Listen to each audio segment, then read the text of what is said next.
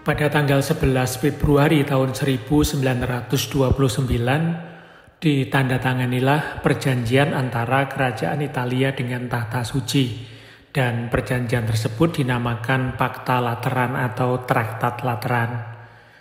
Jauh sebelum munculnya perjanjian ini, kita tentu ingat peristiwa tanggal 20 September tahun 1870, di mana pasukan kerajaan Italia memasuki Roma yang merupakan wilayah terakhir Paus yang tersisa. Paus Pius ke-9 kehilangan setiap kekuatan teritorial, yakni tidak lagi berdaulat secara teritorial maupun temporal, tetapi hanya berdaulat secara spiritual.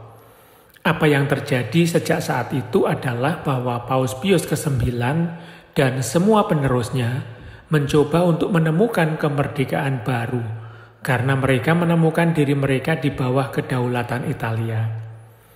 Dan masalahnya penting karena ketika Perang Dunia Pertama pecah, negara-negara yang berperang dengan Italia yang memiliki hubungan diplomatik dengan Paus melalui perwakilan duta besarnya tidak dapat mempertahankan duta besar mereka untuk Paus karena Italia tidak dapat menjamin kemerdekaan mereka. Dan tidak hanya kemerdekaan tetapi juga keamanan. Pada saat itu dipahami bahwa Paus di bawah kekuasaan penguasa lain tidak dapat sepenuhnya menggunakan hak prerogatifnya, kekuatannya dalam hubungannya dengan semua negara lain di dunia. Jadi pada akhir Perang Dunia Pertama, urgensi untuk menemukan kemerdekaan Paus ditangani dengan lebih serius, sehingga Pakta Lateran adalah tanggapan terhadap upaya kemerdekaan kepausan dari Italia. Situasi sulit yang terjadi tersebut atau sering disebut sebagai Questione Romana, harafiahnya pertanyaan Romawi atau masalah Romawi, berlangsung selama 60 tahun sampai akhirnya terjadi perjanjian Lateran. Negosiasi untuk kesepakatan atau perjanjian itu mengalami pasang surut dan berlangsung sekitar 3 tahun.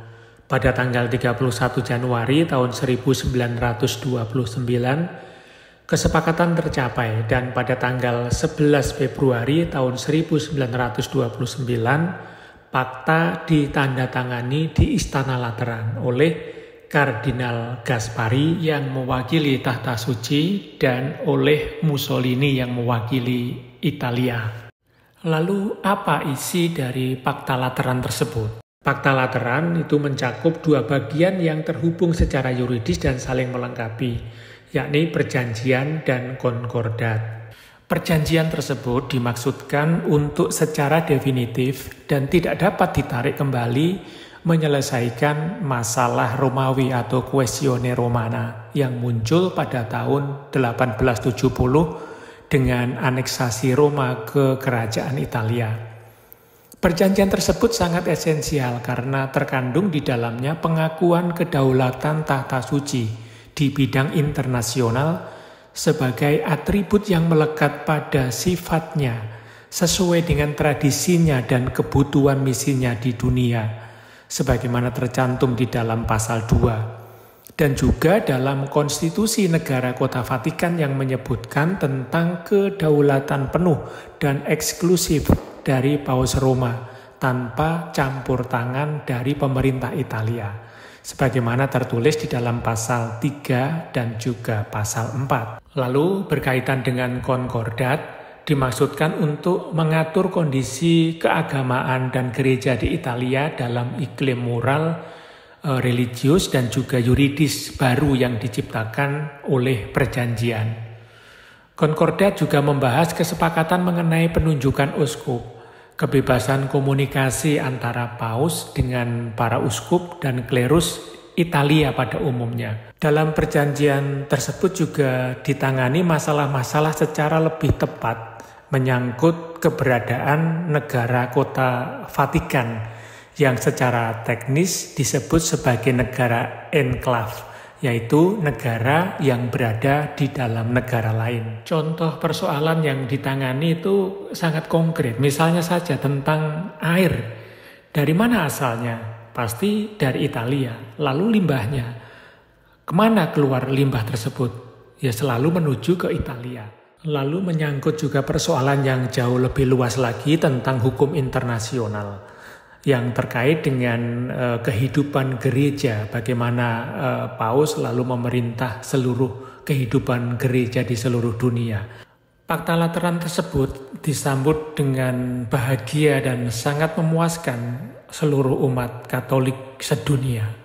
Bagian Konkordat Lateran dibaharui secara mendalam setelah melalui negosiasi yang panjang dan melelahkan antara Tata Suci dengan Italia dengan persetujuan tanggal 18 Februari tahun 1984.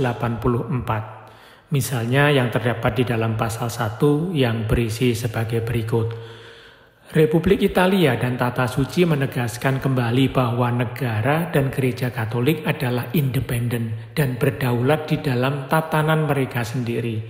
Berkomitmen untuk sepenuhnya menghormati prinsip ini dalam hubungan mereka dan untuk saling bekerja sama demi kemajuan manusia dan kebaikan masyarakat atau negara.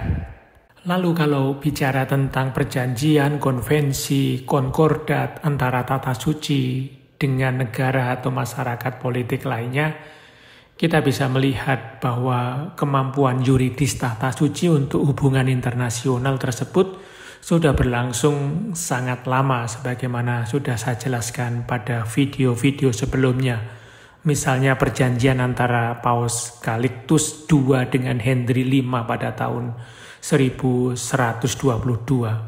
Dan hingga saat ini sudah lebih dari 146 negara yang memiliki perwakilan diplomatik ke Tata Suci.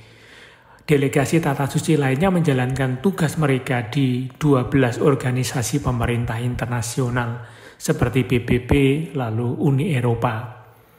Tujuan yang hendak dicapai dari aneka perjanjian yang diadakan oleh Tata Suci dengan negara-negara atau organisasi politik lainnya tidak lain adalah untuk menjalankan misi kemanusiaan, menjaga dan melestarikan keluhuran martabat manusia, masyarakat yang damai, ciptaan yang utuh, persaudaraan yang sejati, dan juga mengupayakan bagaimana umat Katolik yang berada di seluruh dunia itu bisa menghayati iman, mewujudkan imannya dengan bebas.